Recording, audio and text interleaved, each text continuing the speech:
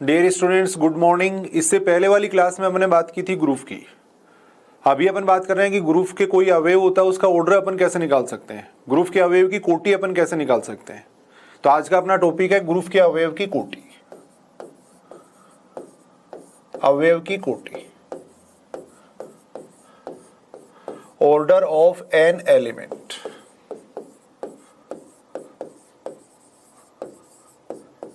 उससे पहले थोड़ी सी अपन बात कर लेते हैं इंटीग्रल पावर की। कोई भी अवयव है उसकी पूर्णांक घात का क्या मतलब होता है।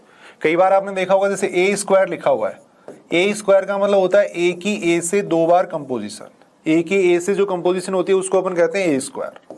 ए क्यूब का मतलब होता है ए की ए से तीन बार कंपोजिशन। कंपोजिशन कोई भी हो सकती है, संक्रिया कोई भी हो सकती है, संक्रिया गुणा भी हो सकती है, प्लस भी हो सकती है, कोई भी हो सकती है।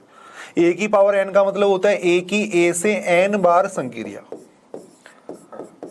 ए की ए से एन बार संक्रिया।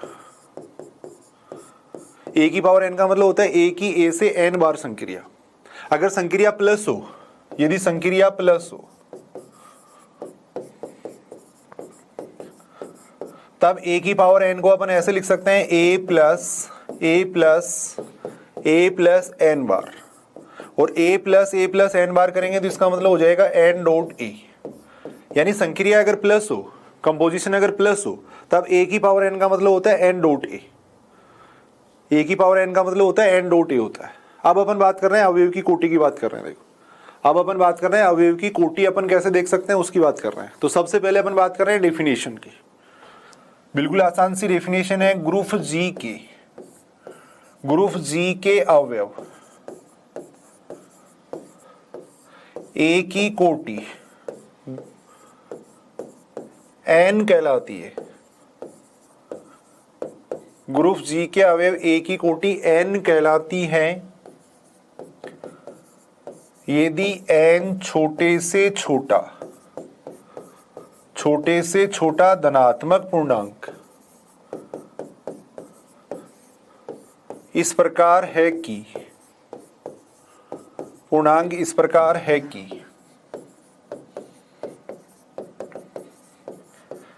ए की power N is equal to E, जहां पे ई क्या होता है, आइडेंटिटी एलिमेंट होता है, तत्समक अवयव होता है। जहां ई क्या होता है, तत्समक अवयव होता है। यानी ग्रुप जी के अवयव ए की कोटि एन कहलाती है यदि एन छोटे से छोटा धनात्मक पूर्णांक, छोटे से छोटा पॉजिटिव इंटीजर इस टाइप से है कि ए की पावर एन बराबर ई। यानी अपन ये कह सकते हैं कि ए की ए से कम अपन कितनी बार संक्रिया करवाएं कि तत्समक अवयव आ जाए। जितनी बार संक्रिया करवा रहे हैं वो जो संख्या है वही क्या कहलाती है, उस अवयव की कोटि कहलाती है। इसे अपन ऑर्डर ऑफ ए बराबर एन से व्यक्त करते हैं। इसे ऑर्डर ऑफ ए बराबर एन से व्यक्त करते हैं। यदि ऐसे एन का अस्तित्व नहीं हो, चाहे अपन ए को कितनी भी बार संक्रिया करवाएं वापिस तत्समक अवयव नहीं आ रहा है, तो ऐसे अवयव की कोटि क्या कहलाती है, अपरिमित कहलाती है। तब उसको अपन ऑर्डर ऑफ ए को कहते हैं इनफाइनाइट कहते हैं। यदि ऐसा एन विद्यमान नहीं हो, यदि ऐसा एन विद्यमान नहीं हो, तब ऑर्डर ऑफ ए वो क्या कहलाता है, इन्फिनिटी कहलाता है। एक बार दोबारा अपन बात करें, ग्रुप जी के अवयव ए की कोटि एन कहलाती है यदि एन छोटे से छोटा धनात्मक पूर्णांक, छोटे से छोटा पॉजिटिव इंटीजर इस टाइप से हो कि ए की पावर एन बराबर ई आ जाए। ई क्या है, ग्रुप जी का तत्समक अवयव है। तब एन को अपन क्या कहते हैं, अवयव ए की कोटि कहते हैं। इसे ऑर्डर ऑफ ए बराबर एन से व्यक्त करते हैं। अब इसका मतलब सीधा सा मतलब ये है कि ए की ए से अपन कितनी बार कंपोजिशन करवाएं कि तत्समक अवयव आ जाए, वो जो संख्या है वो क्या कहलाती है, उस अवयव की कोटि कहलाती है। ग्रुप के अंदर अपन जानते हैं तत्समक अवयव की कोटि हमेशा एक होती है। जो आइडेंटिटी एलिमेंट होता है उसका ऑर्डर हमेशा कितना होता है, 1 होता है। वो देख भी सकते हैं, क्यों देख सकते हैं भी, ई की पावर अपन कम से कम कितनी करेंगे वापिस ई आ जाए। तो ई की पावर अगर अपन पॉजिटिव इंटीजर करना है, छोटे से छोटा धनात्मक पूर्णांक होना चाहिए, तो ई की पावर 1 करने पे वापिस कितना आ जाता है, ई आ जाता है। तो इसका मतलब ऑर्डर ऑफ ई कितना होता है, 1 होता है। तो ग्रुप में तत्समक अवयव की कोटि हमेशा कितनी होती है, 1 होती है। और तत्समक अवयव ही एक ऐसा अवयव होता है जिसकी कोटि 1 होती है। उसके अलावा ग्रुप में किसी भी अवयव की कोटि 1 नहीं हो सकती। कुछ एग्जाम्पल से अपन इसको समझते हैं। अपन ये बात जानते हैं, जी बराबर 1 ओमेगा ओमेगा स्क्वायर गुणा संक्रिया के लिए क्या होता है, ग्रुप होता है। मल्टीप्लीकेशन कंपोजिशन के लिए क्या होता है, ग्रुप होता है। G is equal to 1 omega omega square, वो गुणा संक्रिया के लिए क्या होता है, ग्रुप होता है। ये बात अपन जानते हैं। अब यहाँ अपने को प्रत्येक अवयव की कोटि निकालनी है। ग्रुप की कोटि कितनी हो जाएगी, यहाँ अगर अपन देखें तो ग्रुप की कोटि कितनी है 3, यानी ग्रुप जी में जो अवयवों की संख्या है वो क्या कहलाती है, उसकी कोटि कहलाती है। तो ऑर्डर ऑफ ग्रुप तो कितना हो जाएगा, 3 हो जाएगा। अब अपन प्रत्येक एलिमेंट का ऑर्डर निकाल रहे हैं। देखो यहाँ अगर अपन देखें तो तत्समक अवयव कितना हो जाएगा, गुणा संक्रिया का तत्समक अवयव कितना होता है, 1 होता है। तो तत्समक अवयव कितना होगा यहाँ पे 1, आइडेंटिटी एलिमेंट 1 हो जाएगा। तत्समक अवयव की कोटि कितनी होती है 1, तो ऑर्डर ऑफ 1 कितना हो जाएगा 1। तत्समक अवयव की कोटि सदैव कितनी होती है, 1 होती है। अब अपने को प्रत्येक एलिमेंट की कोटि निकालनी है, तो अपन ये देखेंगे ओमेगा की अगर ऑर्डर निकालना है तो ओमेगा की ओमेगा से अपन कितनी बार संक्रिया करवाएंगे तत्समक अवयव आ जाए। ओमेगा को ओमेगा से गुणा करेंगे कितना आएगा, ओमेगा स्क्वायर। फिर ओमेगा से गुणा करेंगे कितना आएगा, ओमेगा क्यूब। और ओमेगा क्यूब का मतलब कितना होता है, 1 होता है। भाई अपन ये बात जानते हैं, देखो 1 ओमेगा ओमेगा स्क्वायर इकाई के क्यूब रूट होते हैं। 1 की पावर 1/3 बराबर कितना होता है, ओमेगा होता है। तो यहाँ से अपन देखते हैं omega cube is equal to कितना होता है, 1 होता है। तो यानी ओमेगा की ओमेगा से अपन 3 बार संक्रिया करवाएंगे तब क्या आएगा, तत्समक अवयव आएगा। इसको अपन ऐसे भी लिख सकते हैं, omega cube is equal to 1 लिख सकते हैं। तो यहाँ से अगर अपन देखें तो ऑर्डर ऑफ ओमेगा कितना हो जाएगा, 3 हो जाएगा। यानी ओमेगा की ओमेगा से कम कितनी बार संक्रिया करवाएंगे आइडेंटिटी एलिमेंट आ जाए। वो जो संख्या है ना वही क्या कहलाती है, अवयव की कोटि कहलाती है। ओमेगा स्क्वायर की अगर कोटि देखें तो ओमेगा स्क्वायर को ओमेगा स्क्वायर से कितनी बार संक्रिया करवाए, पहली बार संक्रिया करवाएंगे ओमेगा की पावर 4 आएगा। ओमेगा की पावर 4 का मतलब हो गया ओमेगा। फिर संक्रिया करवाएंगे कितना आएगा, ओमेगा क्यूब। ओमेगा क्यूब का मतलब होता है 1। तो यहाँ से अगर अपन देखें तो ऑर्डर ऑफ ओमेगा स्क्वायर कितना हो जाएगा, कम से कम कितनी बार संक्रिया करवाइए, 3 बार। तो ऑर्डर ऑफ ओमेगा स्क्वायर भी कितना हो जाएगा, 3 हो जाएगा। तो यहाँ अपन देख रहे हैं तत्समक अवयव की कोटि 1 हो गई। इसके अलावा प्रत्येक अवयव की कोटि कितनी आ रही है, 3 आ रही है। देखो आगे अपन थ्योरम पढ़ेंगे कि अवयव की जो कोटि होती है वो हमेशा ग्रुप की कोटि से कम या बराबर होती है। तो यहाँ अपन देख रहे हैं ग्रुप की कोटि कितनी है, 3, और प्रत्येक अवयव की कोटि 3 से कम या बराबर आ रही है। ऐसे ही अपन और एग्जाम्पल देख सकते हैं। जी बराबर ले लिया अपन, ये बात जानते हैं, जी बराबर 1 -1 आयोटा माइनस आयोटा। गुणा संक्रिया के लिए क्या होता है, ग्रुप होता है। गुणा संक्रिया के लिए क्या होता है, ग्रुप होता है।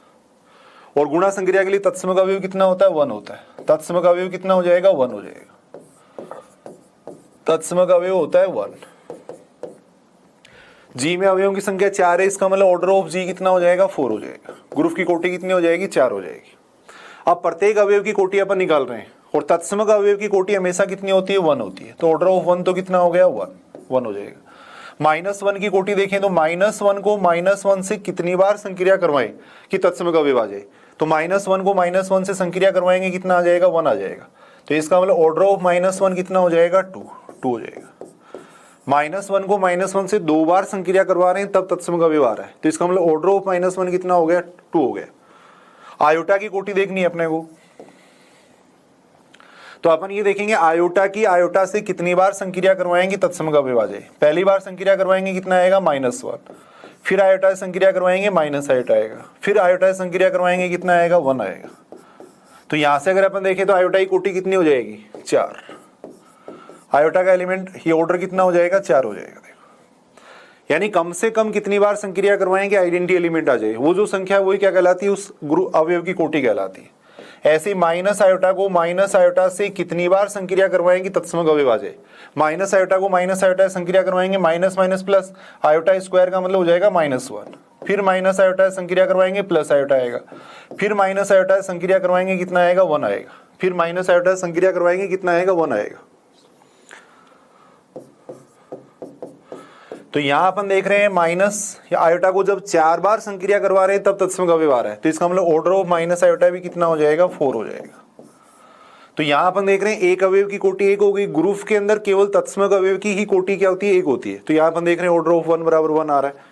इसके अलावा प्रत्येक अवयव की कोटि या तो 2 आ रही है, 4 आ रही है। अपन ये बात जानते हैं, आगे थ्योरम पढ़ेंगे कि अवयव की कोटि हमेशा ग्रुप की कोटि से कम या बराबर होती है। यहाँ अपन देख रहे हैं सभी अवयवों की कोटि 4 से कम या बराबर ही आ रही है।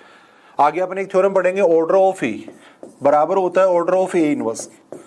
यानी किसी भी अवयव की कोटि और उसके प्रतिलोम की कोटि हमेशा बराबर होती है, इनवर्स की कोटि हमेशा बराबर होती है। यहाँ अपन देख सकते हैं, देखो आयोटा का इनवर्स कौन होता है, माइनस आयोटा होता है। क्योंकि आयोटा को अगर माइनस आयोटा से गुणा करते हैं तो तत्समक अवयव आ जाता है। भाई आइडेंटिटी एलिमेंट की तो इनवर्स एलिमेंट की तो डेफिनेशन है, ए को अगर बी से संक्रिया करवाने पे अगर ई आ जाता है तब बी क्या कहलाता है, ए का प्रतिलोम अवयव कहलाता है। तो आयोटा को माइनस आयोटा से गुणा करने पे क्या आ रहा है, तत्सम अवयव आ रहा है। तो इसका मतलब आयोटा का प्रतिलोम कौन हो गया, माइनस आयोटा। अब यहां अपन देख रहे हैं आयोटा की कोटि और माइनस आयोटा की कोटि बराबर आ रही है, देखो, यानी अवयव की कोटि और उसके प्रतिलोम की कोटि हमेशा क्या होती है, बराबर होती है, वो अपन कह सकते हैं। देखो और एग्जाम्पल अपन ले सकते हैं, जैसे जी बराबर अपन ले रहे हैं, ये ले रहे हैं, देखो जी बराबर ले रहे हैं अपन 0 1 2 3। अपन ये बात जानते हैं +4 संक्रिया के लिए क्या होता है, ग्रुप होता है। +4 संक्रिया के लिए क्या होता है, ग्रुप होता है। अपन ये बात जानते हैं, देखो Zn + n वो क्या होता है, सदैव ग्रुप होता है। अवशेष योग n संक्रिया के लिए क्या होता है, ग्रुप होता है। लेकिन Zn गुणा n है वो तभी ग्रुप होता है। अवशेष गुणन n संक्रिया के लिए ग्रुप तभी होता है जब n क्या हो, प्राइम नंबर हो। ये ध्यान रखना है, कई बार पूछा भी जाता है एग्जाम के अंदर। ये तो सदैव ग्रुप होता है, ये तो सदैव ग्रुप होता है। लेकिन Zn है वो गुणा n संक्रिया के लिए ग्रुप तभी होता है, मोडुलो n संक्रिया के लिए ग्रुप तभी होता है जब n क्या हो, प्राइम नंबर हो, अभाज्य संख्या हो, तभी ग्रुप होता है। तो G बराबर 0 1 2 3 है वो इस संक्रिया के लिए क्या होता है, ग्रुप होता है। कंपोजिशन टेबल बना के अपन चेक कर सकते हैं, जैसे ग्रुप के अंदर अपन ने देखा था। यहाँ प्रत्येक अवयव की कोटि अपने को निकालनी है। तो तत्समक अवयव प्लस संक्रिया तत्समक अवयव कितना हो जाएगा, 0। तत्समक अवयव हो जाएगा यहाँ पे 0। तत्समक अवयव की कोटि हमेशा कितनी होती है, 1 होती है। तत्समक अवयव की कोटि कितनी होती है, 1 होती है। अब एक की अपने को कोटि देखनी है, तो अपन ये देखेंगे एक को एक से कितनी बार संक्रिया करवाएंगे तत्समक अवयव आ जाए। एक को एक से अपन कितनी बार संक्रिया करवाएंगे तत्समक अवयव आ जाए। संक्रिया अपने को ये करवानी है, जिस संक्रिया के लिए ग्रुप है वो संक्रिया करवानी है। तो एक में एक जोड़ेंगे कितना आएगा, 2। फिर एक जोड़ेंगे कितना आएगा, 3। तत्समक अवयव आना चाहिए तब तक अपन संक्रिया करवाएंगे। एक में एक जोड़ेंगे 2 आएगा, 2 में एक जोड़ेंगे 3 आएगा, 3 में एक जोड़ेंगे कितना आएगा, 4, और 4 का मतलब कितना होता है, 0। अवशेष योग n संक्रिया के लिए अपन ये बात जानते हैं, देखो अगर a की b से संक्रिया करवाने पर, a की b से संक्रिया करवाने पे यदि n से कम आता है तब तो अपने को a + b लिखना है, वो संख्या लिखनी है। और अगर a में b जोड़ने पे n या n से ज्यादा आता है तब अपन क्या करेंगे, n का भाग देंगे, a + b में n का भाग देंगे, जो शेषफल आता है वो लिखेंगे। भाग देने पर जो शेषफल आता है वो अपन लिखेंगे।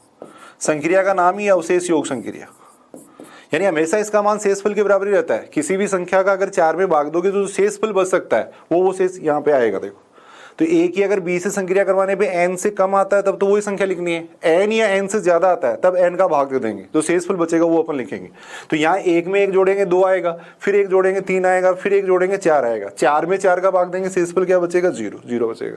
तो यहाँ अपने कितनी बार संक्रिया करवाई है, 4 बार संक्रिया करवाइए, तब क्या आ रहा है, देखो तत्समक अवयव आ रहा है, आइडेंटिटी एलिमेंट आ रहा है। तो ऑर्डर ऑफ 1 कितना हो जाएगा, यहाँ पे 4 हो जाएगा। 2 की 2 से कितनी बार संक्रिया करवाएंगे तत्समक अवयव आ जाए, 2 में 2 जोड़ेंगे कितना आएगा, 4, यानी 2 बार संक्रिया करवाने पे ही क्या आ रहा है, तत्समक अवयव आ रहा है। तो इसका मतलब ऑर्डर ऑफ 2 कितना हो जाएगा, 2 हो जाएगा, 2 हो जाएगा। देखो फिर 2 में 2 जोड़ेंगे 4, और 4 का मतलब कितना हो जाएगा, 0। फिर अपन संक्रिया करवा रहे हैं, 3 की संक्रिया करवा रहे हैं। देखो 3 में 3 जोड़ेंगे कितना आएगा, 6, 6 का मतलब हो गया 2, 6 में 4 का भाग दे देंगे, जो शेषफल बचेगा वो अपन लिखेंगे। 3 में 3 जोड़ेंगे 6, 6 का मतलब 2 हो गया। फिर 3 जोड़ेंगे कितना आएगा, 5, 5 का मतलब 1 हो गया। फिर अगर अपन 3 जोड़ते हैं तब कितना आएगा, भी 3 में 3 जोड़ेंगे 6, 6 का मतलब हो गया 2। फिर अगर 3 जोड़ेंगे तो 5, 5 का मतलब 1, 1 में 3 जोड़ेंगे 4, 4 का मतलब 0। तो यहाँ से अगर अपन देखें तो ऑर्डर ऑफ 3 कितना हो जाएगा, 4 हो जाएगा। देखो तो यहाँ अपन देख सकते हैं, देखो G बराबर 0 1 2 3 इस संक्रिया के लिए क्या होता है, एक ग्रुप होता है। प्रत्येक अवयव की कोटि अपन यहाँ पे देख सकते हैं। देखो तत्समक अवयव की कोटि सदैव 1 होती है, इसके अलावा प्रत्येक अवयव की कोटि अपन देख रहे हैं। देखो 1 की कोटि कितनी हो जाएगी, 4, 2 की कोटि कितनी हो जाएगी, 2, 3 की कोटि कितनी हो जाएगी, 4। प्रत्येक अवयव की कोटि क्या आएगी, ग्रुप की कोटि से कम या बराबरी रहेगी। प्रत्येक अवयव की कोटि ग्रुप की कोटि से कम या बराबरी रहती है। तो इस तरीके से अपने को केवल ये देखना है कितनी बार संक्रिया करवाएंगे तत्समक अवयव आ जाए, कितनी बार संक्रिया करवाएंगे तत्समक अवयव आ जाए, वो जो संख्या है वही क्या कहलाती है, उस अवयव की कोटि कहलाती है। और एग्जाम्पल अपन देख सकते हैं, G बराबर अपन ने ले लिया 1 2 3 4, संक्रिया अपन ने ये ले ली, संक्रिया ले रहे हैं अपन अवशेष गुणन 5, ये ले रहे हैं। अभी अपन बात करें तो देखो Zn है वो गुणा n संक्रिया के लिए ग्रुप तभी होता है जब n क्या हो, प्राइम नंबर हो, n अभाज्य संख्या हो तभी ग्रुप होता है, इसके अलावा ग्रुप नहीं होगा। अगर यहाँ पे अपन लेते Z4 लेते तो Z4 है वो ग्रुप नहीं होगा, Z4 है वो ग्रुप नहीं होगा क्योंकि वो संक्रिया वहां पे समवर्ती नहीं होगी, वो संक्रिया गुणन संक्रिया के लिए क्या होगा, समवर्ती नहीं होगा। तो यहाँ पे अगर अपन बात करें तो ये क्या होता है, संक्रिया के लिए ग्रुप होता है, कंपोजिशन टेबल बना के अपन चेक कर सकते हैं, जैसा कि अपन ने पीछे चेक किया था। यहाँ अगर अपन देखें तो तत्समक अवयव कितना हो जाएगा, तत्समक अवयव हो जाएगा 1। तत्समक अवयव कितना होगा 1। गुणन संक्रिया के लिए तत्समक अवयव कितना होता है, 1 होता है। तत्समक अवयव कितना हो जाएगा 1। तत्समक अवयव की कोटि हमेशा कितनी होती है, 1 होती है। आइडेंटिटी एलिमेंट का ऑर्डर हमेशा कितना होता है, 1 होता है। अब इसके अलावा प्रत्येक अवयव की कोटि अपन देख सकते हैं। 2 की कोटि अगर देखनी है तो 2 को अपन 2 से कितनी बार संक्रिया करवाएंगे तत्समक अवयव आ जाए। 2 को 2 से गुणा करेंगे कितना आएगा, 4। फिर 2 से गुणा करेंगे कितना आएगा, 8। 8 का मतलब कितना हो गया, 3। फिर 2 से गुणा करवाएंगे तो कितना आएगा, 6। 6 का मतलब कितना हो जाएगा, 1 हो जाएगा।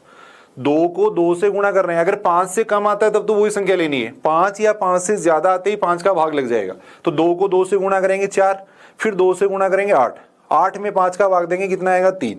फिर 3 को 2 से गुणा करेंगे 6। 6 में 5 का भाग देंगे, शेष को 1 बचेगा। देखो तो 2 को 2 से 4 बार संक्रिया करवाने पे क्या आ रहा है, 1 आ रहा है, तत्समक अवयव आ रहा है। तो इसका मतलब ऑर्डर ऑफ 2 कितना हो जाएगा, 4 हो जाएगा।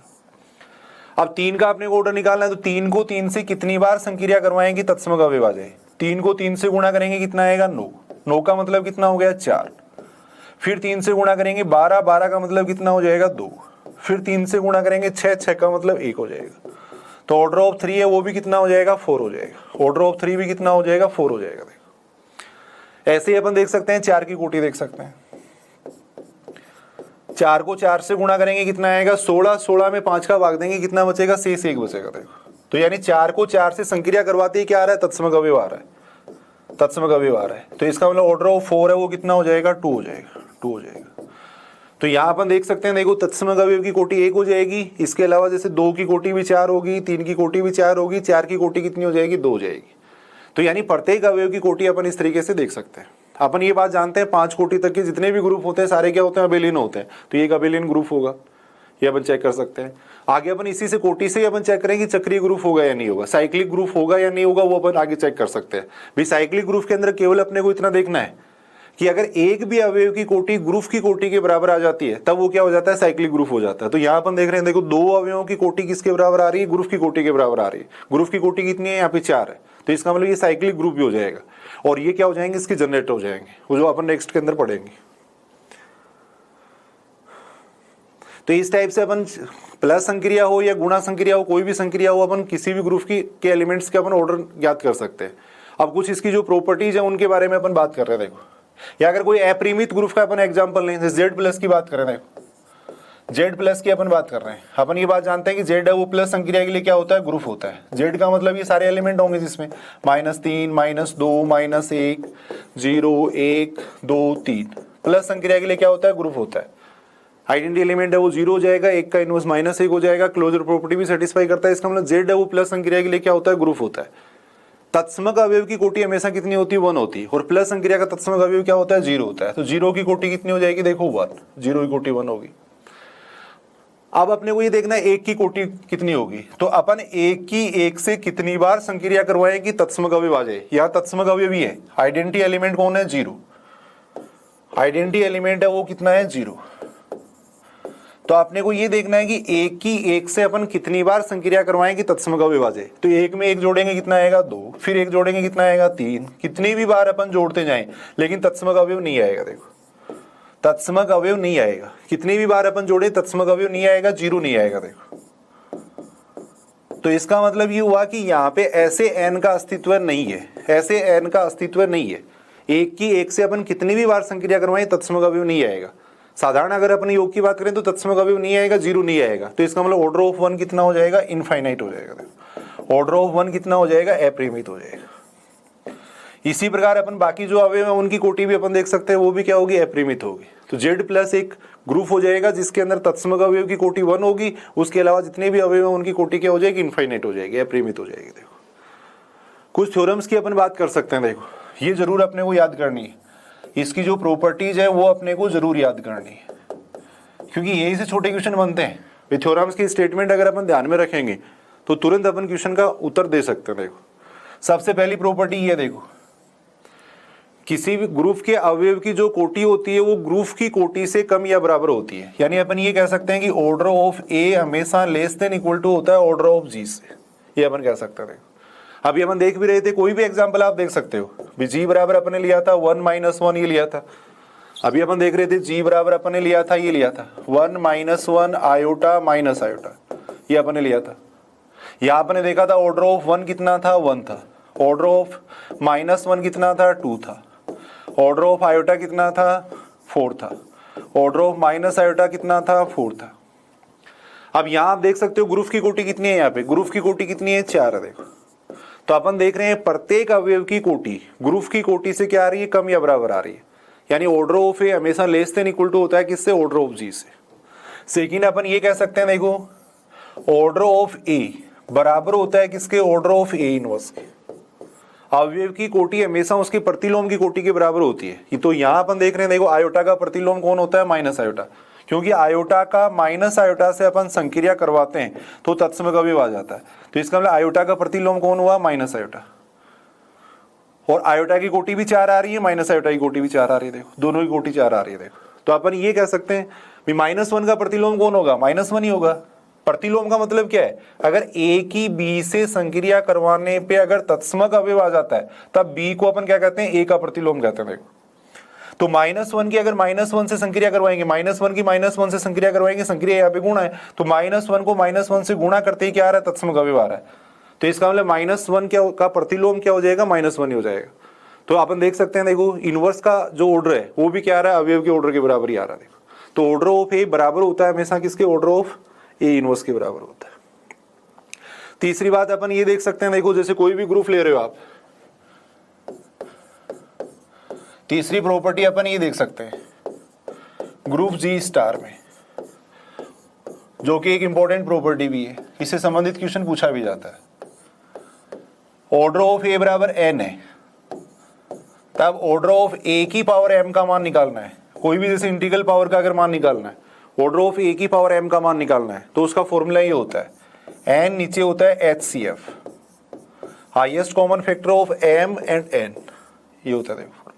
यानी ऑर्डर ऑफ ए बराबर एन है और ऑर्डर ऑफ ए की पावर एम का मान निकालना है, तो एन में अपन भाग दे देंगे किसका, एम और एन के में से पेगा, हाईएस्ट कॉमन फैक्टर निकाल लेंगे। देखो इसका ग्रेटेस्ट कॉमन डिवाइजर इसका निकाल लेंगे, हाईएस्ट कॉमन फैक्टर निकाल लेंगे, उसका भाग दे देंगे। देखो ऑर्डर ऑफ ए बराबर एन है, तब ऑर्डर ऑफ ए की पावर एम बराबर होता है N upon HCF of M N, formula होता है। देखो कोई भी एग्जांपल अपन लेके देख सकते हैं, जैसे ऑर्डर ऑफ ए बराबर दे दिया, मान लो आपको ये दे दिया, ऑर्डर ऑफ ए बराबर मान लो दे दिया आपको 15। अब अपने को पूछा गया, देखो इसका मान पूछा गया है, ऑर्डर ऑफ ए की पावर 5 का मान पूछा गया है, या ऑर्डर ऑफ ए की पावर 5 का या किसी का भी मान पूछा गया है। ऑर्डर ऑफ ए बराबर अपने को 15 दे दिया, अपने को ऑर्डर ऑफ ए की पावर 5 का मान पूछा गया है।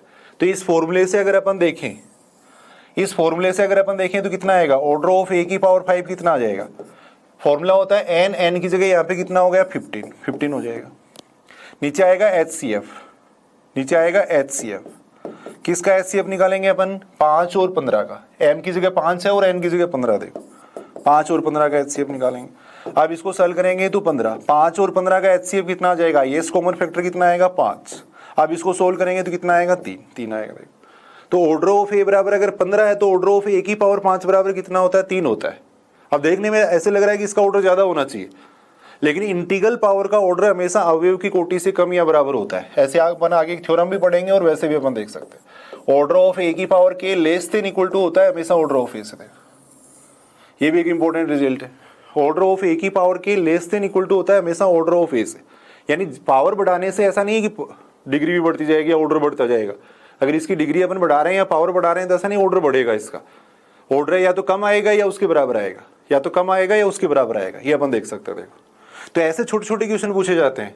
इसीलिए मैं कह रहा हूँ कि कॉलेज वाला जो सिलेबस है वो आपके एग्जाम सिलेक्शन के लिए बहुत ही सहायक सिद्ध हो सकता है। कि छोटे छोटे क्वेश्चन, अब ऑर्डर ऑफ ए बराबर 15 दे दिया, इसका मान पूछा है, तो जिसको ये कंसेप्ट पता है तुरंत इसका आंसर बता सकता है, बिना किसी कैलकुलेशन के, बिना किसी टाइम के, तुरंत इसका आंसर बता सकता है। कोई भी मान लो और कोई क्वेश्चन अगर अपन देखें, जैसे ये दे दिया, मान लो ऑर्डर ऑफ ए बराबर ये दे रखा है, ऑर्डर ऑफ ए बराबर दे दिया मान लो अपने को, कोई भी ऑर्डर ऑफ ए बराबर दे रखा है 7 दे रखा है।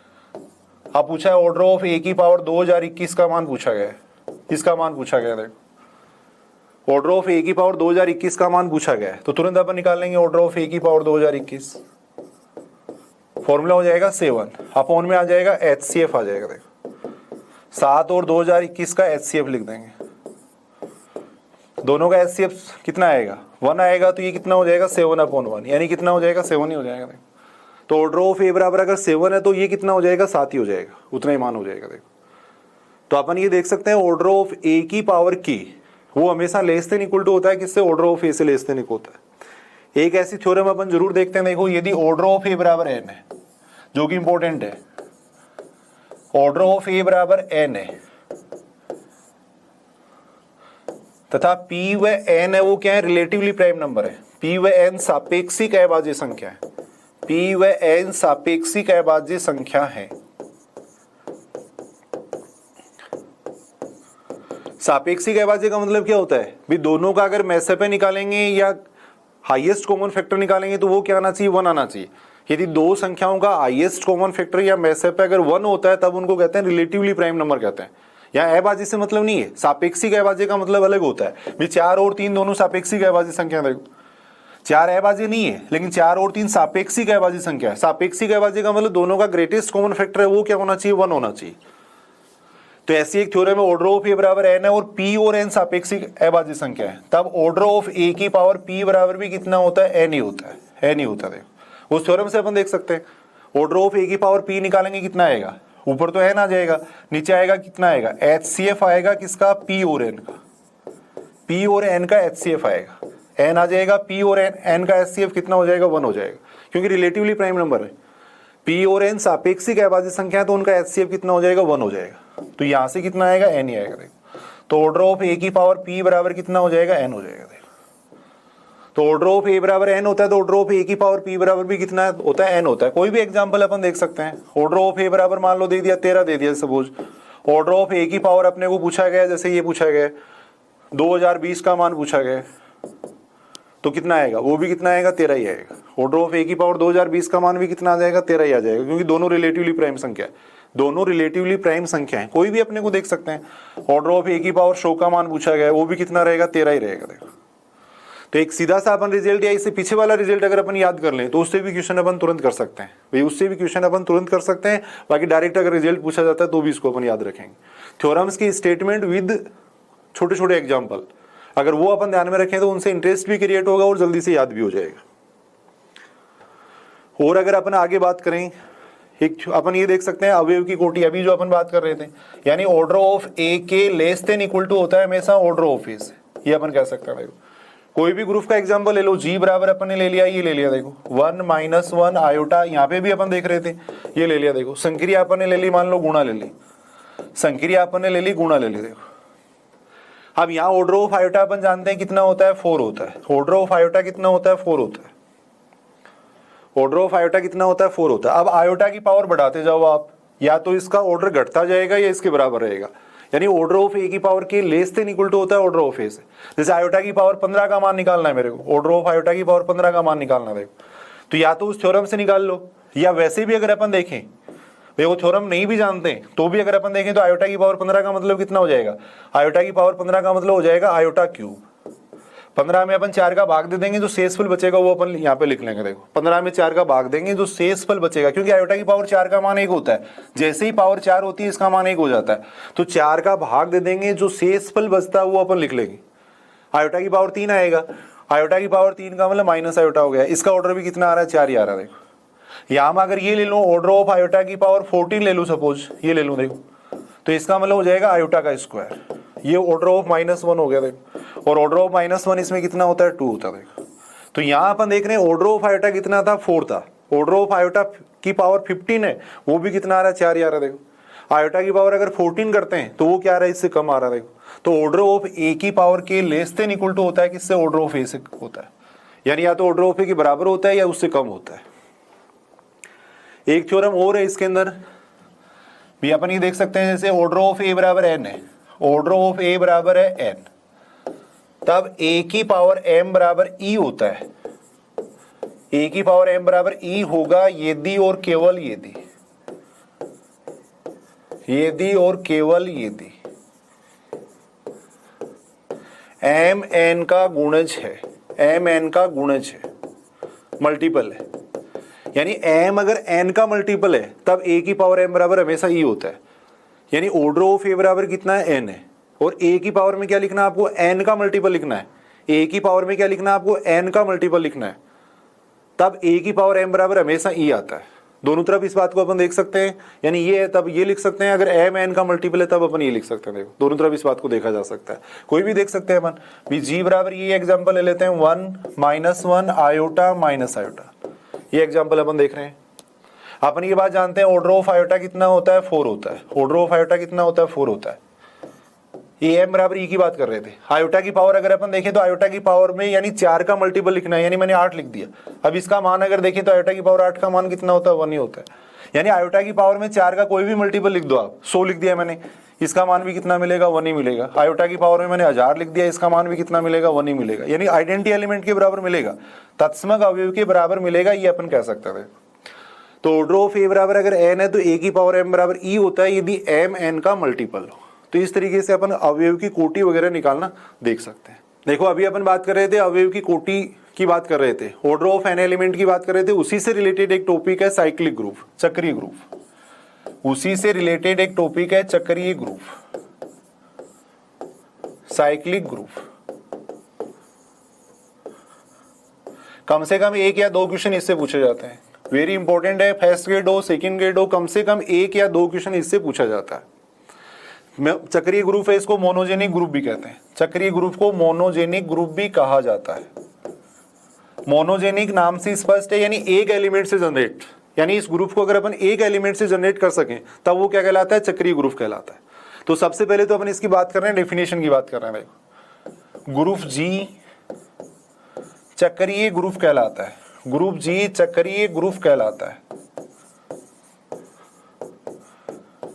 यदि जी में कम से कम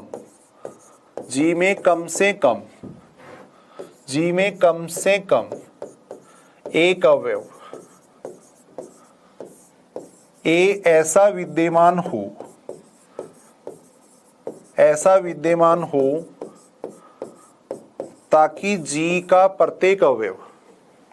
ताकि जी का प्रत्येक अवयव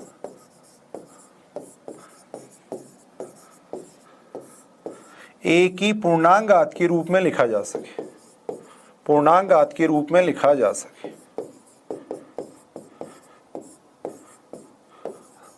लिख सके, तब ए है वो क्या कहलाता है, इसका जनक कहलाता है। तब ए को अपन कहते हैं इसका जनक कहते हैं। और जो ग्रुप है उसको अपन ऐसे डिनोट करते हैं, चक्रीय ग्रुप होता है उसको इस तरीके से डिनोट किया जाता है।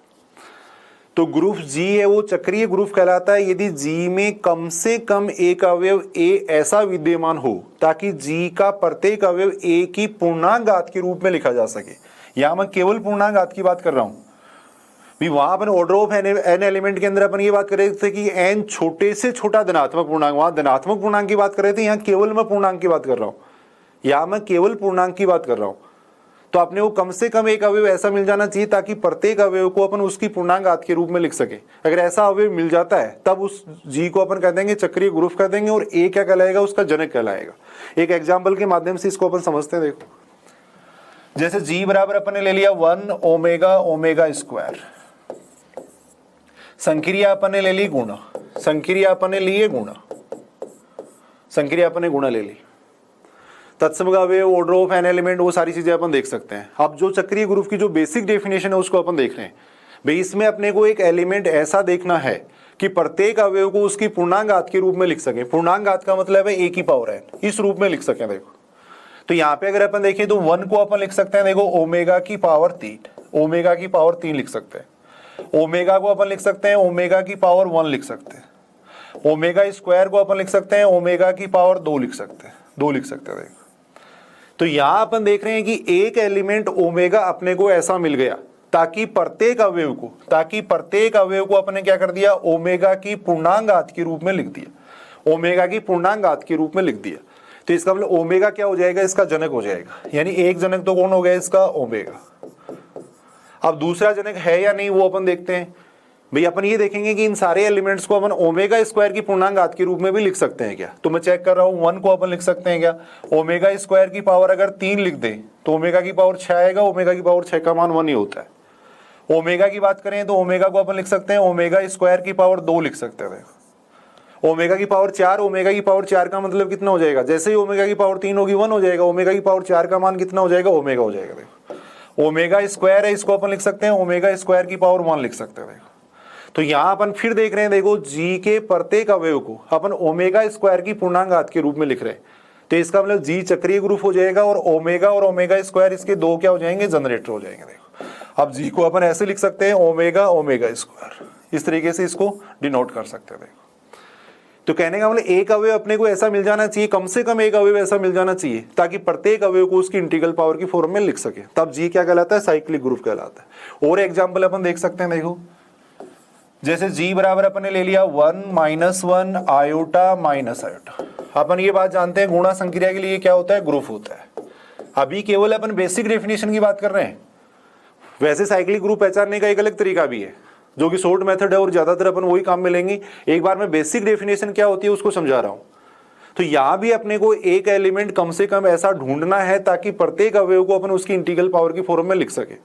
तो 1 को मैं लिख सकता हूं, देखो आयोटा की पावर 4 लिख सकता हूं, 1 को अपन लिख सकते हैं आयोटा की पावर 4 लिख सकते हैं। देखो -1 को अपन क्या लिख सकते हैं, आयोटा की पावर 2 लिख सकते हैं।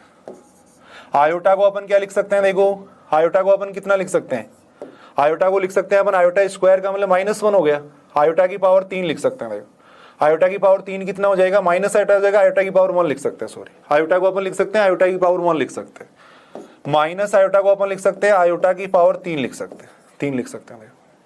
तो यहां भी अपन देख रहे हैं जी के प्रत्येक अवयव को, जी के प्रत्येक अवयव को अपन क्या कर रहे हैं, आयोटा की पूर्णांक घात के रूप में लिख रहे हैं। देखो तो इसका मतलब आयोटा क्या कहलाएगा, इसका जनक कहलाएगा, और जी क्या कहलाएगा, चक्रीय ग्रुप कहलाएगा। अब ऐसे ही अपने को देखना है कि दूसरा भी इसका कोई जनक हो सकता है क्या। तो वैसे तो आगे अपने एक थ्योरम पढ़ेंगे, यदि आयोटा जनक है तो इसका जो इनवर्स होगा ना वो भी हमेशा इसका जनक होगा। यानी कोई भी ग्रुप है उसके अंदर अगर अवयव जनक होता है तो उसका प्रतिलोम भी हमेशा क्या होता है, जनरेटर होता है। तो आयोटा अगर इसका जनरेटर है तो माइनस आयोटा भी इसका जनरेटर होगा, चेक भी अपन कर सकते हैं। देखो 1 को भी अपन क्या लिख सकते हैं, माइनस आयोटा की पावर 4 भी लिख सकते हैं। देखो -1 है, इसको अपन क्या लिख सकते हैं, माइनस आयोटा की पावर कितना लिख सकते हैं, 2 लिख सकते हैं। देखो फिर आयोटा की अगर अपन बात करें तो आयोटा को अपन क्या लिख सकते हैं, माइनस आयोटा की पावर 3 लिख सकते हैं। ऐसे ही माइनस आयोटा की बात करें तो माइनस आयोटा को अपन लिख सकते हैं माइनस आयोटा की पावर 1 लिख सकते हैं। तो यहां अपन देख रहे हैं प्रत्येक अवयव को अपन माइनस आयोटा की इंटीग्रल पावर की फॉर्म में भी लिख सकते हैं, पूर्णांक घात के रूप में भी लिख सकते हैं। देखो यानी प्रत्येक अवयव को अपन एक अवयव से जनरेट कर सकते हैं। देखो तो ऐसे ग्रुप को अपन कहते हैं चक्रीय ग्रुप, और आयोटा और माइनस आयोटा क्या हो जाएंगे, इसके जनक हो जाएंगे। देखो आयोटा और माइनस आयोटा क्या हो जाएंगे, इसके जनक हो जाएंगे। देखो ये दोनों इसके जनक हो गए, ये अपन देख सकते हैं। देखो इसके अलावा एक दूसरा तरीका और होता है भी, आगे अपन एक थ्योरम पढ़ेंगे। देखो ऑर्डर ऑफ जनक, ऑर्डर ऑफ जनक अगर जी परिमित ग्रुप है, अगर जी फाइनाइट ग्रुप है, परिमित ग्रुप है, तब order of generator, order of जनक हमेशा बराबर होगा किसके, ऑर्डर ऑफ ग्रुप के। ऑर्डर ऑफ जनक हमेशा बराबर होता है किसके, ऑर्डर ऑफ ग्रुप के। तो एक तरीका ये भी होता है कि प्रत्येक अवयव की कोटि निकाल लो, प्रत्येक अवयव की कोटि निकाल लो, यदि किसी अवयव की कोटि ग्रुप की कोटि के बराबर आती है तो वो अवयव क्या हो जाएगा, उसका जनक हो जाएगा। भाई यहाँ पे अगर अपन देखें तो देखो ऑर्डर ऑफ जी कितना है, ऑर्डर ऑफ जी कितना है, 4 है। अब प्रत्येक अवयव का ऑर्डर निकालें तो अभी अपने सीखा था ऑर्डर ऑफ 1 कितना हो जाएगा, 1, ऑर्डर ऑफ -1 कितना हो जाएगा, 2, ऑर्डर ऑफ आयोटा कितना हो जाएगा, 4, ऑर्डर ऑफ माइनस आयोटा कितना हो जाएगा, 4।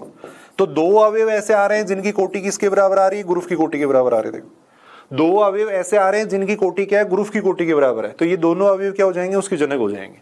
अपन अगर परिमित ग्रुप दे रखा है तो हमेशा यही मेथड काम में लेना है, ऑर्डर ऑफ जी देख लेंगे, फिर अवयव की कोटि निकाल के देख लेंगे, अगर एक भी अवयव की कोटि ग्रुप की कोटि के बराबर आती है तो वही अवयव क्या हो जाता है, उसका जनक हो जाता है। तो अगर फाइनाइट ग्रुप हो तो अपन इस तरीके से देख सकते हैं। देखो ये तो अपने बेसिक डेफिनेशन की बात की थी, बेसिक डेफिनेशन की बात की थी, बाकी इस तरीके से ज्यादा ठीक रहेगा। तुरंत अपन पहचान सकते हैं कि ये चक्रीय ग्रुप है या नहीं है, इसका कौन जनरेटर है वो तुरंत अपन पता लगा सकते हैं। देखो और अगर अपन बेसिक डेफिनेशन की बात करें, अपन चेक कर रहे हैं कि Z+ है वो चक्रीय ग्रुप है या नहीं, Z+ है वो चक्रीय ग्रुप है या नहीं, ये अपन चेक कर रहे हैं।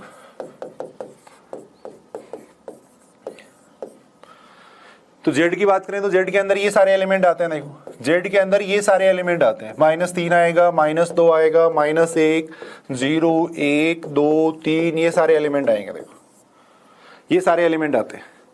अब यहाँ अपने को ऑर्डर नहीं निकालना है, यहाँ बेसिक डेफिनेशन से अपन चेक करेंगे।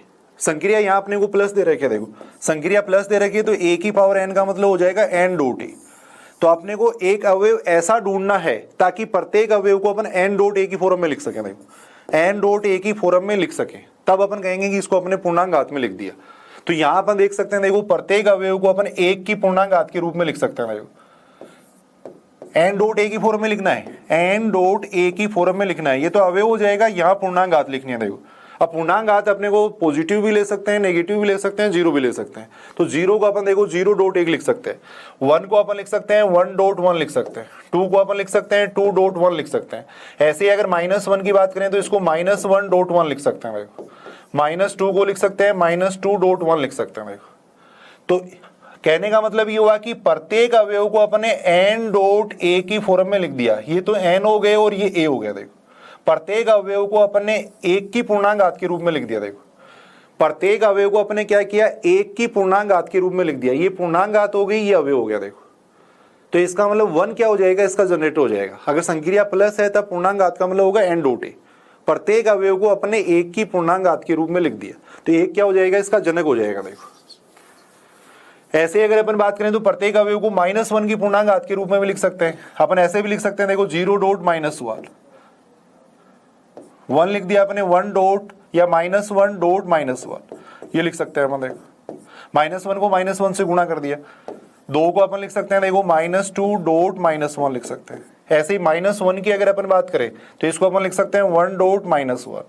ऐसे ही -2 की बात करें तो इसको लिख सकते हैं 2 डॉट -1 लिख सकते हैं। देखो तो ये तो n हो गए, देखो ये तो हो गई पूर्णांक घात, और ये क्या हो गया, अवयव हो गया। देखो ये अवयव हो गया, यानी प्रत्येक अवयव को अपन n डॉट a की फॉर्म में लिख रहे हैं। देखो प्रत्येक अवयव को n डॉट a की फॉर्म में लिख रहे हैं। तो यहां भी अपने को एक एलिमेंट ऐसा मिल गया ताकि z के प्रत्येक अवयव को अपन क्या कर सकते हैं, -1 की पूर्णांक घात के रूप में लिख सकते हैं। देखो तो इसके जनरेटर हो गए 1 और -1। इसके जो जनरेटर होंगे वो क्या हो जाएंगे, -1 और 1 हो जाएंगे। देखो 2 इसके जनरेटर होंगे। और एक वेरी इंपॉर्टेंट थ्योरम भी है कि प्रत्येक अपरिमित चक्रीय ग्रुप के जनकों की संख्या हमेशा 2 होती है, केवल और केवल 2 होती है, ना 2 से ज्यादा हो सकती है ना 2 से कम हो सकती है। और इसका सबसे अच्छा उदाहरण यही है। देखो Z प्लस चक्रीय ग्रुप है जिसकी जनकों की संख्या कितनी आ रही है, 2। तो हमेशा याद रखना, कई बार एग्जाम के अंदर पूछा गया कि अपरिमित चक्रीय ग्रुप के जनकों की संख्या कितनी होती है, तो 2 होती है। देख भी रहे हैं अपन, -1 और 1 होती है। Z प्लस क्या हो गया, चक्रीय ग्रुप हो गया। अब और जो स्टैंडर्ड ग्रुप हैं उनकी अपन बात कर रहे हैं। अपन बात कर रहे हैं Q प्लस चक्रीय ग्रुप है या नहीं। अपन ये चेक कर रहे हैं कि Q प्लस चक्रीय ग्रुप है या नहीं। Q प्लस है वो चक्रीय ग्रुप है या नहीं, ये अपन बात कर रहे हैं। देखो Q का मतलब P अपॉन Q टाइप की संख्या आएंगी इसके अंदर, 20 टाइप की सारी संख्या आएंगी। अपन बात करें तो -3 भी होगा, -2, -1, 0, 1, 1/2, 2/3, ये सारी संख्याएं होंगी, 3/4 सारी संख्या इसके अंदर होंगी, इस टाइप की सारी संख्या होंगी। अब अपने को ये देखना है कि एक अवयव इसके अंदर अपने को ऐसा मिल जाएगा क्या ताकि प्रत्येक अवयव को उसकी पूर्णांक घात के रूप में लिख सके। सपोज मैंने लिख दिया, सबसे पहले मैं बात कर रहा हूं जैसे 2 की। 2 को अपन क्या लिख सकते हैं, 1 ले लिया मैंने, 1 के साथ में अगर 2 लिखूंगा तो ये इसकी पूर्णांक घात होगी, ये इसकी पूर्णांक घात होगी। अगर संक्रिया प्लस हो तो n डॉट a की फॉर्म में लिखना है, n डॉट a की फॉर्म में। -2 लेंगे तो -2 को अपन लिख सकते हैं -2 × 1 लिख सकते हैं। 1 लिख सकते हैं।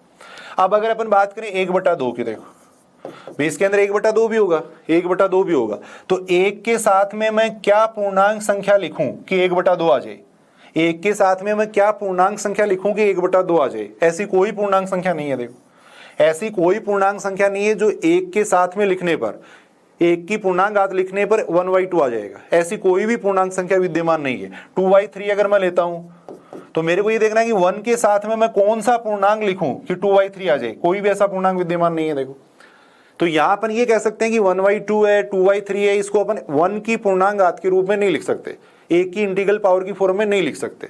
तो इसका मतलब अपन ये कह सकते हैं कि Q प्लस है वो साइक्लिक ग्रुप नहीं है। देखो Q प्लस चक्रीय ग्रुप नहीं है, क्योंकि यहां अपने को ऐसी कोई संख्या नहीं मिल रही है। भाई Z प्लस के अंदर अपने देखा था, वहां क्या थी, सारी पूर्णांक संख्याएं थी। तो 1 के साथ में अपने 2 लिख दिया था, 3 लिख दिया था। लेकिन यहाँ पे 1 के साथ में अपन क्या लिखेंगे, 1/2 आ जाए। 1 के साथ में अपन क्या लिखेंगे, 2/3 आ जाए। कोई भी ऐसी पूर्णांक संख्या विद्यमान नहीं है। तो अपन ये कह सकते हैं कि Q प्लस है वो साइक्लिक ग्रुप नहीं है। Q प्लस भी साइक्लिक ग्रुप नहीं है, R प्लस भी नहीं है और C प्लस भी नहीं है। देखो दोनों ही चक्रीय ग्रुप नहीं है। देखो केवल Z प्लस चक्रीय ग्रुप होता है, केवल Z प्लस चक्रीय ग्रुप होता है। और बार बार एग्जाम के अंदर पूछा जाता है कि निम्न में से कौन सा चक्रीय ग्रुप है। जो स्टैंडर्ड अपने को ग्रुप है वो दे देते हैं, Q प्लस होगा, R प्लस होगा, C प्लस होगा, Z प्लस होगा। तो केवल Z प्लस चक्रीय ग्रुप है, केवल Z प्लस क्या होगा, चक्रीय ग्रुप होगा। वही वैसे अगर अपन बात करें तो प्लस है वो क्या है, प्लस संक्रिया हमेशा क्या होती है, अबेलियन संक्रिया होती है। तो Z प्लस है वो ओबेली ग्रुप भी है और चक्रीय ग्रुप भी है। Z प्लस ओबेली ग्रुप भी है, चक्रीय ग्रुप भी है। लेकिन अपन ये बात कर सकते हैं कि कोई भी चक्रीय ग्रुप होता है वो हमेशा ओबेली होता है। चक्रीय ग्रुप हमेशा क्या होता है, ओबेली होता है। लेकिन ओबेली ग्रुप का चक्रीय होना आवश्यक नहीं है। यहां अपन देख रहे हैं, देखो ये दोनों ओबेली ग्रुप हैं। प्लस संक्रिया के साथ में जितने भी ग्रुप हैं सारे ओबेली ग्रुप होते हैं। तो ये देखो ओबेली ग्रुप है लेकिन चक्रीय ग्रुप नहीं है। तो कई बार एग्जाम के अंदर जैसे सत्य है या स्टेटमेंट, दो स्टेटमेंट दे देते हैं, फिर पूछते हैं कि निम्न में से कौन सा सही है, ए सही है, बी सही है, इस तरीके से पूछते हैं। तो वहां ऐसी बातें पूछी जाती है। अपन ये कह सकते हैं कि प्रत्येक चक्रीय ग्रुप अबेलियन होता है, प्रत्येक साइक्लिक ग्रुप है वो अबेलियन होता है, लेकिन अबेलियन का साइक्लिक होना जरूरी नहीं है। उदाहरण R प्लस C प्लस का अपन दे सकते हैं। देखो R प्लस है, C प्लस है, Q प्लस है, सारे अबेलियन ग्रुप हैं लेकिन चक्रीय ग्रुप नहीं है, ये अपन कह सकते हैं। देखो और कोई भी एग्जाम्पल अपन ले, जैसे G बराबर अपन ने ये ले लिया, G बराबर अपन ने ले लिया 0 1 2 3, संक्रिया ले लिया अपन ने +4, संक्रिया ले लिया अपन ने +4। अपन जानते हैं +4 संक्रिया के लिए ग्रुप होता है। अब अपने को चेक करना है कि ये चक्रीय ग्रुप है या नहीं। तो अगर परिमित ग्रुप अगर दे रखा है, परिमित ग्रुप दे रखा है तो अवयव की कोटि निकाल के देख लो। यदि किसी भी अवयव की कोटि ग्रुप की कोटि के बराबर आती है तो वो ग्रुप क्या हो जाएगा, साइक्लिक ग्रुप हो जाएगा। तो यहां अपन देखें तो ऑर्डर ऑफ G कितना हो जाएगा, ऑर्डर ऑफ G कितना होगा 4। तत्समक अवयव कितना हो जाएगा इसका 0। आइडेंटिटी एलिमेंट कितना हो जाएगा 0। तत्समक अवयव हो जाएगा इसका 0 हो जाएगा। देखो तत्समक अवयव की कोटि हमेशा कितनी होती है, 1 होती है। तत्समक अवयव की कोटि हमेशा 1 होती है। देखो 1 की कोटि देखनी है तो एक की एक से अपन कितनी बार संक्रिया करवाएंगे तत्समक अवयव आ जाए। एक की एक से कितनी बार संक्रिया करवाएंगे तत्समक अवयव आ जाए। तो एक में एक जोड़ेंगे 2 आएगा, फिर एक जोड़ेंगे 3 आएगा, फिर एक जोड़ेंगे 4, 4 का मतलब 0। तो ऑर्डर ऑफ 1 कितना हो गया, देखो ऑर्डर ऑफ 1 कितना हो जाएगा 4 हो जाएगा। एक की एक से कितनी बार कंपोजिशन करवाएंगे आइडेंटिटी एलिमेंट आ जाए। अभी अपन अवशेष संक्रिया की बात कर रहे थे। 2 की अगर अपन 2 से संक्रिया करवाएं तो 2 में 2 जोड़ते ही कितना आ रहा है 4, और 4 का मतलब कितना हो जाएगा 0। तो ऑर्डर ऑफ 2 कितना हो जाएगा 2 हो जाएगा। 3 की अपन ऑर्डर देखें तो कितना आएगा, 3 की 3 से कितनी बार संक्रिया करवाएं कि 0 आ जाए। तो 3 में 3 जोड़ेंगे 6, 6 का मतलब 2 हो गया। 2 में 3 जोड़ेंगे 5, 5 का मतलब 1 हो गया। फिर उसमें 3 जोड़ेंगे 4, 4 का मतलब 0। देखो तो यहाँ से ऑर्डर ऑफ 3 कितना हो जाएगा 4 हो जाएगा। ऑर्डर ऑफ 3 कितना हो गया 4। तो 2 अवयव अपने को ऐसे मिल गए जिनका ऑर्डर किसके बराबर आ रहा है, ग्रुप के बराबर आ रहा है। देखो ऑर्डर ऑफ 1 और ऑर्डर ऑफ 3 दोनों की कोटि किसके बराबर आ रही है, ऑर्डर ऑफ G के बराबर आ रही है। तो इसका मतलब जनक कौन कौन हो जाएंगे, 1 और 3 जनक हो जाएंगे, 1 और 3। तुरंत अपन पता लगा सकते हैं, बेसिक डेफिनेशन से तो पता लगा ही सकते हैं। लेकिन अगर G परिमित ग्रुप है, फाइनाइट ग्रुप है, तो हमेशा इस तरीके से अपन देख सकते हैं। देखो ये 2 इसके जनक हो जाएंगे। ऐसे अपन नंबर ऑफ जनरेटर की बात कर सकते हैं। देखो ग्रुप G के जनकों की संख्या की बात कर सकते हैं। देखो ग्रुप G के जनकों की संख्या अपन देख सकते हैं। कई बार एग्जाम के अंदर ये क्वेश्चन पूछा जाता है और उसके लिए अपन काम में लेते हैं। देखो एक यूलर 5 फंक्शन, ग्रुप G के जनकों की संख्या, ओइलर 5 फंक्शन की बात कर रहे हैं। देखो यदि ऑर्डर ऑफ G बराबर n है, देखो ऑर्डर ऑफ G बराबर n है, तब G के जनकों की संख्या, नंबर ऑफ जनरेटर G के जनकों की संख्या वो बराबर होती है किसके, फाई n के बराबर होती है। फाई n के बराबर होती है। देखो फाई n का मतलब क्या होता है, फाई n का मतलब ये होता है n से छोटी। फाई n का मतलब होता है n से छोटी व n की सापेक्षिक अभाज्य संख्या, n से छोटी व n की सापेक्षिक अभाज्य संख्याओं की संख्या, सापेक्षिक अभाज्य संख्याओं की संख्या जितनी होती है उतना ही फाई n का मान होता है। फाई n का मतलब यूलर 5 फंक्शन कहते हैं इसको, ओइलर 5 फंक्शन कहते हैं। देखो ओइलर 5 फंक्शन इसको कहा जाता है। तो ऑर्डर ऑफ G बराबर अगर n है तब G के जनकों की संख्या बराबर होती है फाई n के बराबर। फाई n का मतलब होता है n से छोटी व n की सापेक्षिक अभाज्य संख्या। जैसे अपन बात करें फाई 6 की बात करें, देखो फाई 6 का मतलब अपने को ये देखना है कि 6 से छोटी और 6 की सापेक्षिक अभाज्य संख्या कौन कौन सी है। तो कितनी हो जाएगी, एक तो 1 हो जाएगी। देखो और कौन सी हो जाएगी, 2 भी नहीं होगी, 3 भी नहीं होगी, 4 भी नहीं होगी, 5 भी हो जाएगी। तो 5 6 का मान कितना आएगा, देखो 5 6 का मान कितना हो जाएगा, 2 हो जाएगा। 6 से छोटी व 6 की सापेक्षिक अभाज्य संख्या आपको देखनी है, 6 से छोटी होनी चाहिए और 6 की सापेक्षिक अभाज्य संख्या। सापेक्षिक अभाज्य संख्याओं का मतलब ये होता है दो संख्याओं का अगर मैसअप है 1 है, ग्रेटेस्ट कॉमन डिवाइजर अगर 1 है, तो तब वो दोनों क्या कहलाती है, सापेक्षिक अभाज्य संख्या कहलाती है। तो 5 6 का मान कितना होता है, 2 होता है। 5 6 का मान कितना होता है, 2 होता है। अब यहां पे अगर अपन देखें, सीधा सीधा अपन देख सकते हैं, देखो यदि n अभाज्य संख्या है, यदि n अभाज्य संख्या है, सीधा सा अपन याद कर लेंगे, यदि n अभाज्य संख्या है तब फाई n किसके बराबर होता है, देखो n-1 के बराबर होता है। यदि n अभाज्य संख्या है तब फाई n किसके बराबर होगा, n-1 के बराबर होगा। बेसिक डेफिनेशन से आप देख सकते हो भाई 5 7 का मान निकालना है, 5 7 का मान, तो 7 से छोटी व 7 की सापेक्षिक अभाज्य संख्या कौन कौन सी होंगी, 1 हो जाएगी, 2 हो जाएगी, 3 हो जाएगी, 4 हो जाएगी, 5 हो जाएगी और 6 हो जाएगी। देखो कितनी संख्या आ रही है, 6 संख्या आ रही है, 6 संख्या आ रही है, इसका मतलब 5 7 किसके बराबर हो जाएगा, 6 के बराबर हो जाएगा। देखो तो यदि n अभाज्य संख्या है तब फाई n बराबर होता है किसके, n-1 के। और यदि n इस फॉर्म में, n बराबर है जैसे p की पावर a q की पावर b, इस फॉर्म में, या मान लो r की पावर b r की पावर c और ले लो, p की पावर a q की पावर b है,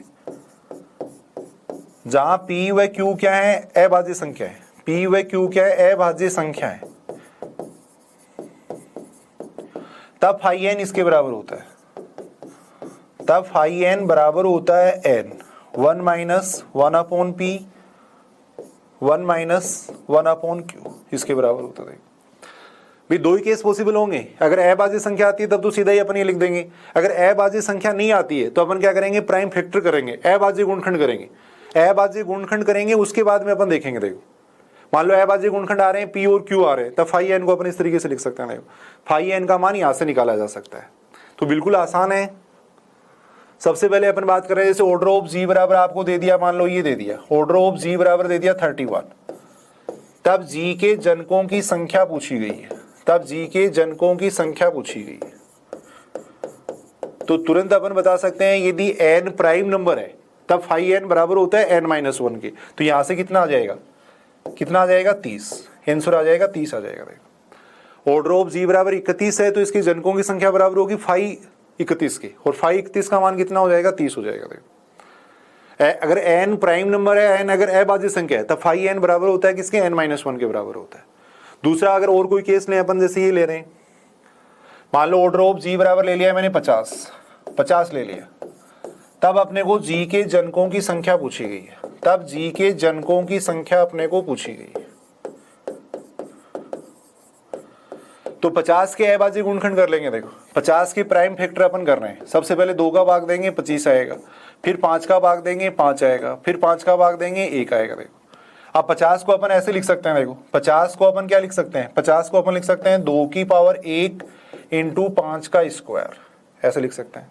प्राइम फैक्टर कर लेंगे अपन, अभाज्य गुणनखंड कर लेंगे, तब जनकों की संख्या किसके बराबर आ जाएगी, जनकों की संख्या,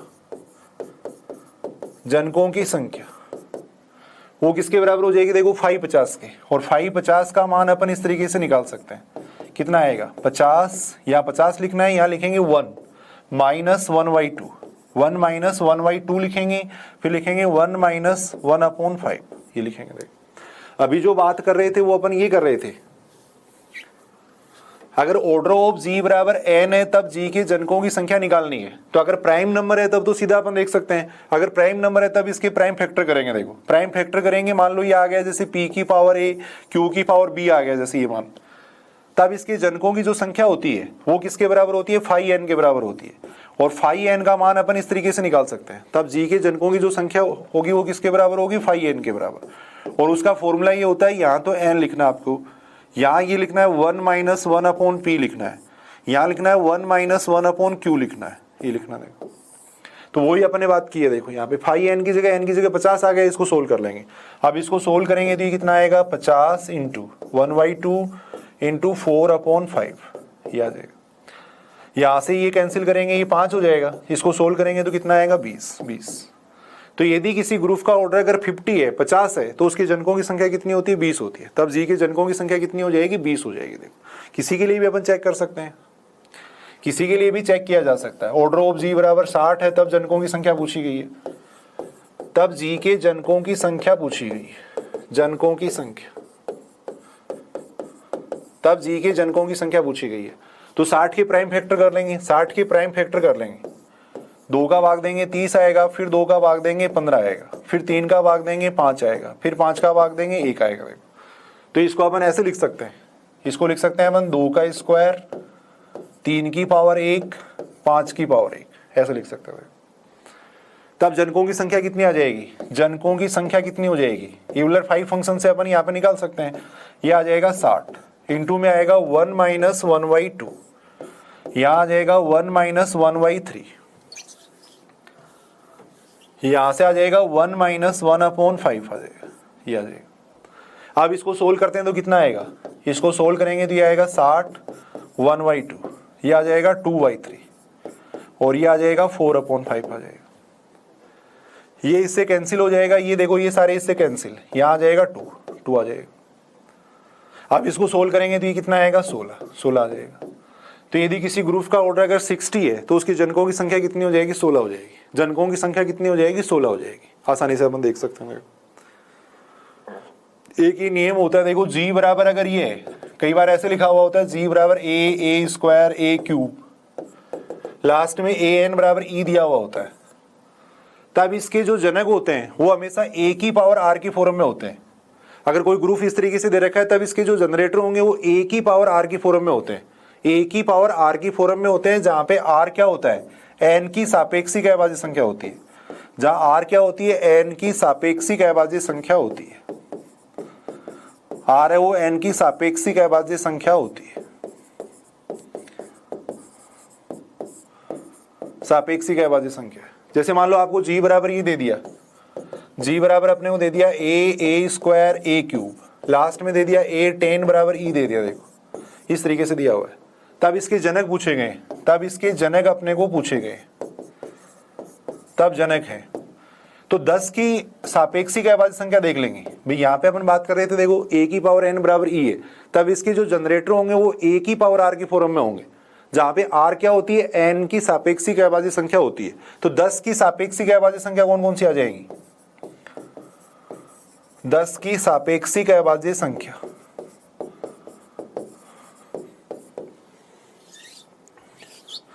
दस की सापेक्षिक अभाज्य संख्या अगर अपन देखें तो कौन कौन सा हो जाएगा? 1 हो जाएगा, फिर 3 हो जाएगा, फिर कितना हो जाएगा? 10 की सापेक्षिक अभाज्य संख्या अपन देख रहे हैं 7 हो जाएगा, फिर कितना हो जाएगा? 9 हो जाएगा। देखो तो इसके जो जनक आएंगे वो क्या क्या आ जाएंगे? इसके जो जनक होंगे वो क्या क्या हो जाएंगे? ए की पावर 1, ए की पावर 3, ए की पावर 7, ए की पावर 9, ये इसके जनक हो जाएंगे। वैसे भी अगर आप देखोगे ऑर्डर ऑफ जी बराबर अगर 10 होता है तो उस फॉर्मूले से अगर अपन निकालेंगे तो जनकों की संख्या कितनी आएगी? 4। यहाँ भी कितनी आ रही है? 4 आ रही है। देखो ये इसके जनक हो जाएंगे, ये इसके जनक हो जाएंगे। एक अपन ये कह सकते हैं, अगर जी मान लो चक्रीय ग्रुप है, जी चक्रीय ग्रुप है, जी चक्रीय ग्रुप है, तथा ऑर्डर ऑफ जी बराबर अपने को दे रखा है, मान लो एन दे रखा है, ऑर्डर ऑफ जी बराबर एन दे रखा है, तथा मान लो डी क्या है? एन का भाजक है, डी एन का भाजक है, डी एन का भाजक है। तब ग्रुप जी में, तब ग्रुप जी में कोटि डी के अवयवों की संख्या, कोटि डी के अवयवों की संख्या, कोटि डी के अवयवों की संख्या वो हमेशा बराबर होती है किसके? फाइ डी के, फाइ डी के बराबर होती है। देखो जी चक्रीय ग्रुप है तथा ऑर्डर ऑफ जी बराबर एन है, जी एक साइक्लिक ग्रुप होना चाहिए, ऑर्डर ऑफ जी बराबर एन होना चाहिए, डी क्या है? एन का भाजक है। ये मैं इसलिए कह रहा हूं क्योंकि अवयव की कोटि है वो हमेशा ग्रुप की कोटि को डिवाइड करती है, ग्रुप की कोटि में हमेशा अवयव की कोटि का भाग जाता है।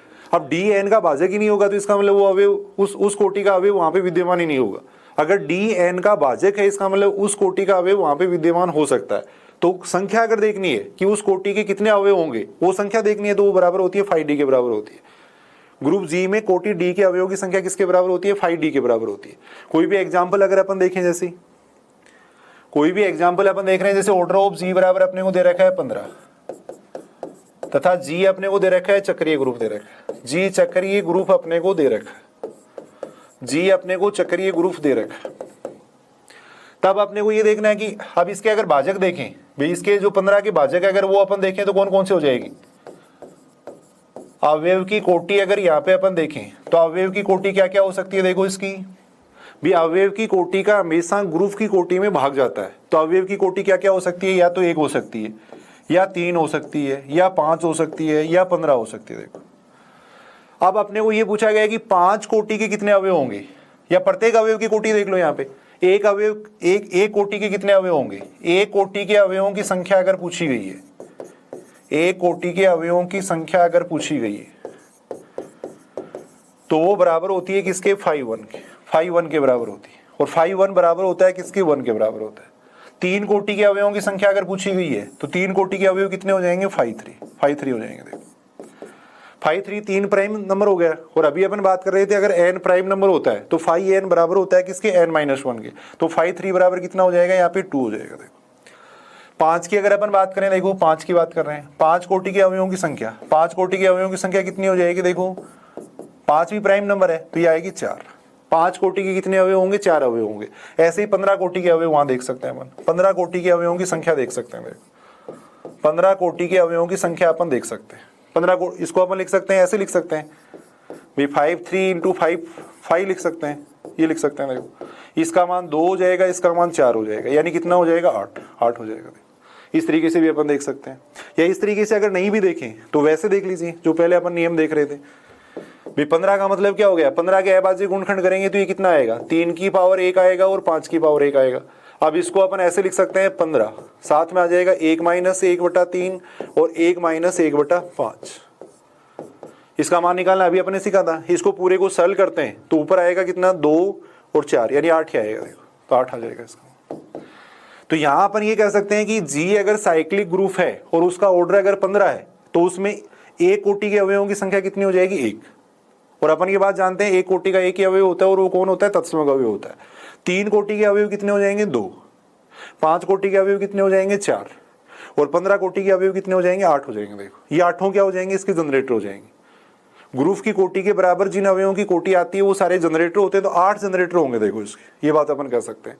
टोटल इनको काउंट करें तो ये कितने हो जाएंगे, 15 हो जाएंगे। देखो तो इस तरीके से अपन क्वेश्चन कर सकते हैं। एक क्वेश्चन बार बार एग्जाम के अंदर पूछा जाता है, ये दे रखा है, जैसे वेरी इंपॉर्टेंट क्वेश्चन है, बार बार एग्जाम के अंदर पूछा जाता है।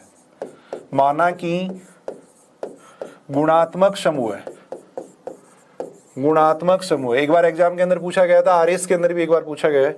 माना कि गुणात्मक समूह है जी, इकाई के 9वें मूलों का समुच्चय है, इकाई के 9वें मूलों का समुच्चय है, इकाई के 9वें मूलों का समुच्चय है। तब जी में 9 कोटि के अवयवों की संख्या कितनी होगी, जी में 9 कोटि के अवयवों की संख्या पूछी गई, 9 कोटि के अवयवों की संख्या पूछी गई, आपने वो देखो जी क्या दे रखा है, एक मल्टीप्लिकेटिव ग्रुप दे रखा है, देखो, और 9वें मूलों का समुच्चय दे रखा है। और अपन ये बात जानते हैं कि जितने भी जो रूट होते हैं वो सारे मिलके हमेशा एक साइक्लिक ग्रुप बनाते हैं। एन रूट ऑफ यूनिटी है वो भी हमेशा क्या होता है, एक साइक्लिक ग्रुप होता है। तो इसका मतलब जी क्या हो जाएगा, एक चक्रीय ग्रुप हो जाएगा। सबसे पहले तो अपन ये कह सकते हैं कि जी एक चक्रीय ग्रुप होगा।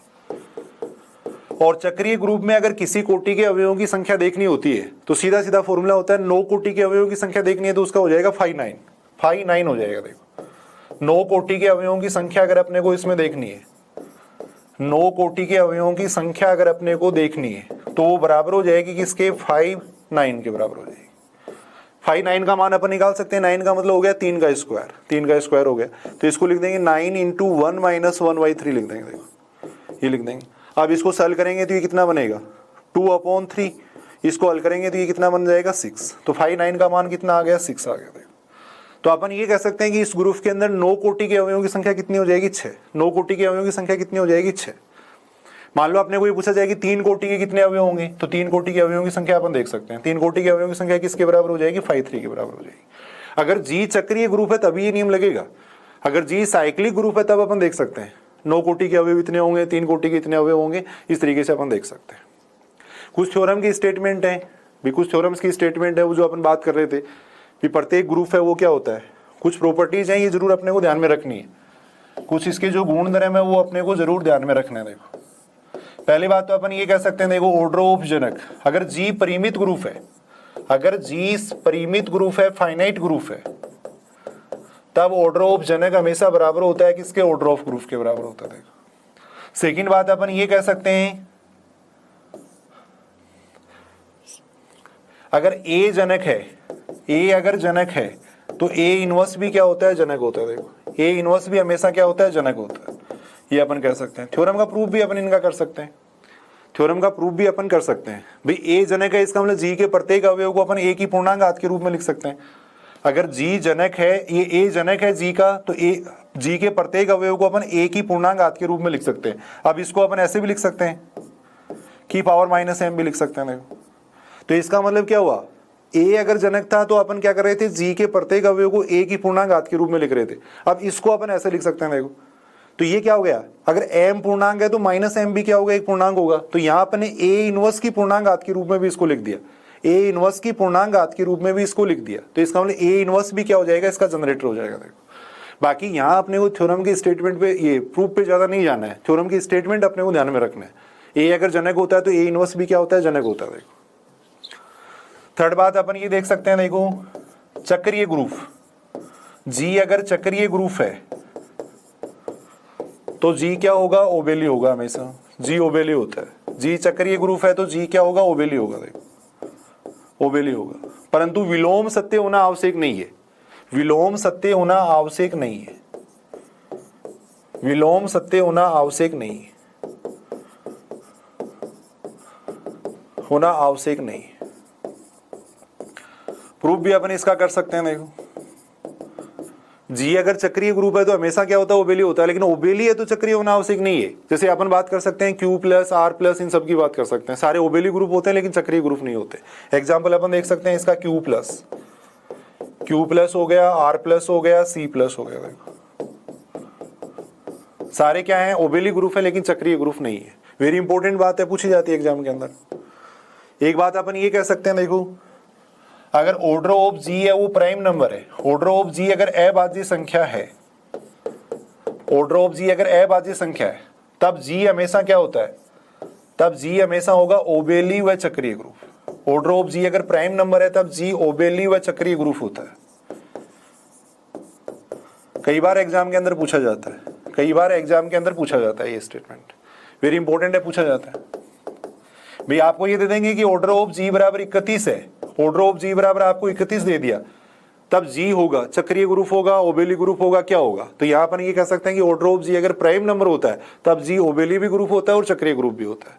तो ये ओबेली भी हो जाएगा और चक्रीय भी हो जाएगा, दोनों ग्रुप हो जाएगा। आगे अपन देखेंगे जी एक सरल ग्रुप भी होता है, आगे अपन बात करेंगे सिंपल ग्रुप की, वहां अपन देखेंगे। देखो एक अपन ये कह सकते हैं, देखो अपरिमित चक्रीय ग्रुप की, अपरिमित चक्रीय ग्रुप की, अपरिमित चक्रीय ग्रुप के जनकों की संख्या, के जनकों की संख्या वो कितनी हो जाएगी, 2 हो जाएगी। देखो हमेशा 2 होती है, केवल और केवल 2 होती है। देखो बार बार एग्जाम के अंदर पूछा जाता है, बार बार एग्जाम के अंदर ये बात भी पूछी जाती है। देखो उदाहरण अपन देख सकते हैं, अपरिमित चक्रीय ग्रुप का Z प्लस अपन ले सकते हैं। देखो Z प्लस अपन ले सकते हैं जिसके 2 जनक होते हैं, 1 और -1, 2 जनरेटर होते हैं। तो Z प्लस है वो एक अपरिमित चक्रीय ग्रुप है जिसके जनक आ रहे हैं 1 और -1। तो अपन ये कह सकते हैं कोई भी अपरिमित चक्रीय ग्रुप होता है तो उसके जनकों की संख्या कितनी होती है, 1 और -1 होती है। तो इस तरीके से अपन कुछ थ्योरम्स की स्टेटमेंट ध्यान में रखेंगे तो आसानी से अपन क्वेश्चन को एग्जाम में कर सकते हैं। Thank you.